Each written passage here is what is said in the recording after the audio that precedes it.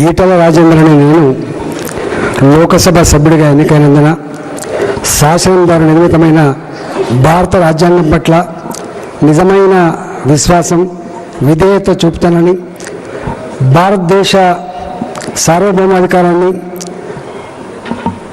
సమగ్రతను కాపాడుతానని, నా బాధ్యతలను శ్రద్ధాశక్తులతో అంతఃకరణ శక్తితో నిర్వహిస్తానని దైవసాక్షిగా ప్రమాణం చేస్తున్నాను.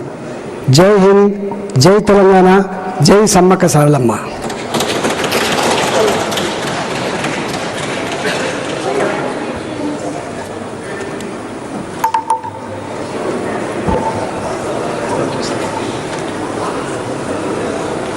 श्री असदुद्दीन ओवैसी।